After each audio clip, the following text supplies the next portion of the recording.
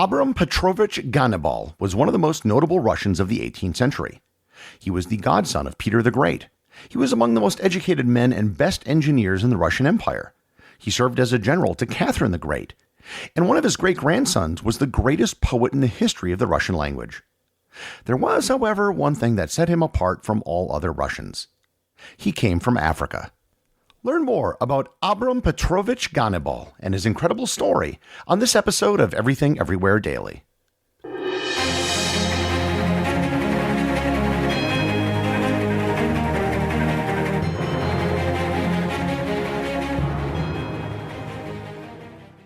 Want to get 7 streaming services for the price of 1? Sign up for a smart bundle that'll stimulate your brain. Featuring Curiosity Stream with the best documentary films and TV shows, Nebula for thought-provoking content from your favorite creators, and One Day University with the best lectures from the country's top professors, and so much more. It's perfect for families with all kinds of interests and great content for kids. It also makes a perfect holiday gift. Now at 40% off, get all 7 services for only $3.50 a month. Sign up now at smartbundle.com.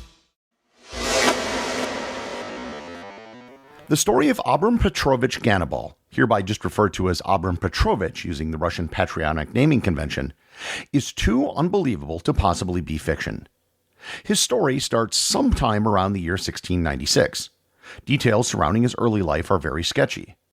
Originally, it was said he came from the modern-day country of Sudan, and others have placed his birth somewhere in what is either today Eritrea or Ethiopia.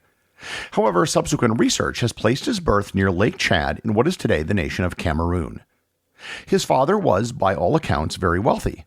He was a Muslim, had multiple wives, owned multiple slaves, and had 19 children. Abram's birth name was probably Ibrahim, which is just the name Abraham in Arabic.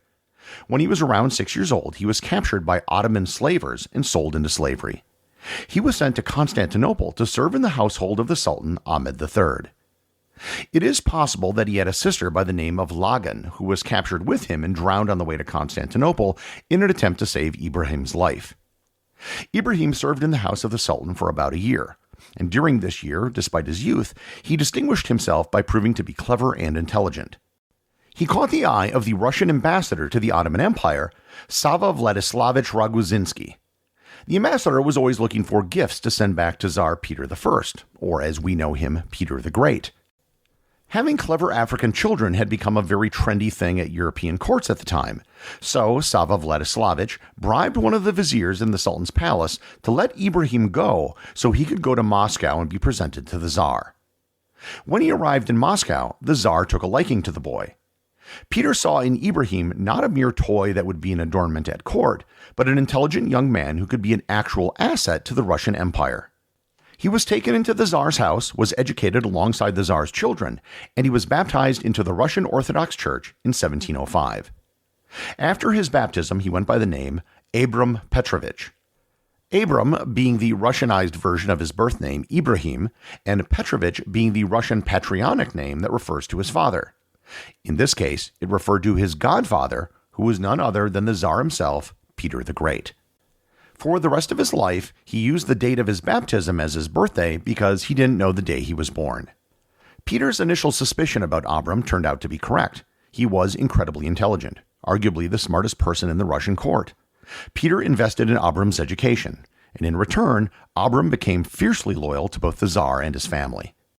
When he was in his early 20s, Peter sent Abram to France for further education.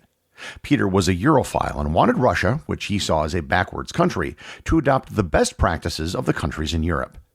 In 1717, he went to Metz to continue his studies. By this time, he had already become fluent in multiple languages and had mastered mathematics. In 1718, he joined the French army to learn about military engineering.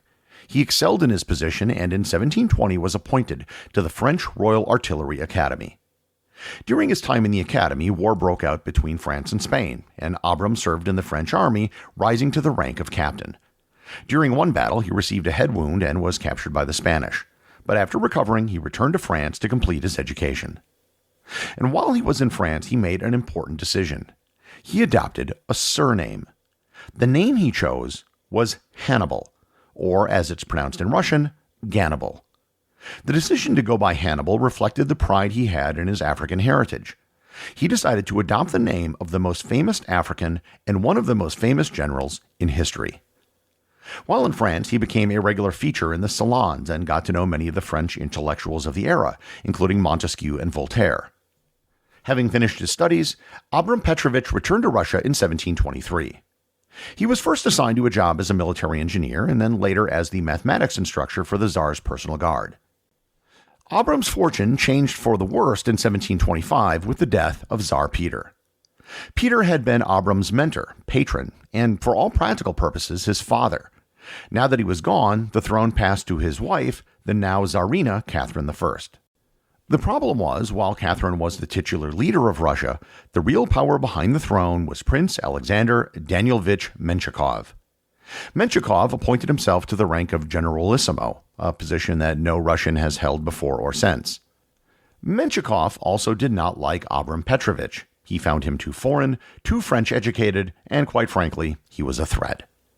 Given Abram's talents and the fact that he was a favorite of Peter, it was better if he was out of the way. So he was exiled to Siberia, near the border of Mongolia, in 1727. He made the best use of his time in Siberia, putting his engineering skills to use, building several forts on the Russian frontier. Prince Menshikov eventually was ousted from power in disgrace, and Abram Petrovich received a full pardon. He continued in Siberia until 1733, when his projects were finished. Around the time of his exile, he married his first wife, a Greek woman by the name of Evdokia Diopar. It was a horrible marriage. Neither one liked the other, and Abram accused her of infidelity. In something which could have been taken straight out of the first season of House of Dragons, his accusations of infidelity were proven true when she later gave birth to a daughter who was completely white. He had her thrown into prison for 11 years. While she was in prison, and they were still legally married, he married another woman, Christina Regina Seoberg. He did eventually divorce his first wife, who was put in a convent for the rest of her life, and went on to have 10 children with his second wife. More on them in a bit. His personal issues aside, now back in the good graces of the imperial court, his career once again began to blossom. In 1741, his childhood friend and the daughter of Peter the Great, Elizabeth, ascended to the throne. Abram Petrovich was promoted to the rank of Major General and was appointed the superintendent of the city of Reval, which is now known as Tallinn, Estonia. He held the position for 10 years. And in 1742, he did something unexpected. He applied to become a member of the Russian nobility. As part of his application, he submitted a coat of arms for his family that was designed by himself. The crest consisted of an African elephant with mysterious letters written below, FVMMO. The elephant was clearly a reference to his African heritage. The letters have remained a mystery. The two theories are that it is the word for homeland in his native language, which was probably Kotoko. The other theory is that the letters represent the Latin phrase Fortuna vitam mea mutavit omnino, which means fortune has changed my life entirely. His application was approved. He was given an estate by Tsarina Elizabeth, complete with 100 serfs. His career kept going upward. He was responsible for the completion of the Ladoga Canal, which was a major project of Peter the Great. He was appointed the chief engineer of the Russian army in 1756, and in 1759 he was promoted to the rank of general-in-chief, the highest military rank possible in Russia. Finally, in 1762, after Catherine the Great came to power, he retired to his estate. Abram Petrovich Gannibal died in 1781 at the age of 85. When he passed away, he was one of the most distinguished and honored figures in all of Russia. However, this isn't the end of his story. As I mentioned before, he had 10 children. Many of those children and his descendants went on to have noteworthy careers themselves. His eldest son, Ivan, became a distinguished naval officer and was a co-founder of the Ukrainian city of Kherson. But perhaps his most famous descendant was his great-grandson, Alexander Pushkin. Pushkin is considered to be the greatest Russian poet ever. He is to the Russian language what Shakespeare is to English. Pushkin was very proud of his great-grandfather and his African ancestry, and often brought it up so he could differentiate himself from other Russians. In fact, when Pushkin died, he was working on a semi-biographical novel about his great-grandfather called The Moor of Peter the Great. There are also many descendants of Abram Petrovich amongst the aristocracy in Britain today, including cousins of Queen Elizabeth. Before I close, there is one thing I should mention because many of you are probably thinking it. There's a cocktail called a Black Russian. Abram Petrovich Gannibal was a Black Russian, and there weren't a whole lot of Black Russians. Was the cocktail named in honor of Abram Petrovich? The answer is no. In fact, the Black Russian wasn't invented until 1949, and it was, believe it or not, named after the U.S. ambassador to Luxembourg, Pearl Mesta. She supposedly threw the best parties in Washington, D.C., but she was neither Black nor Russian. That being said, if you should ever happen to be somewhere and you or someone you know orders a Black Russian, I think it's an excellent opportunity to raise a toast and tell the incredible story of Abram Petrovich Gannibal.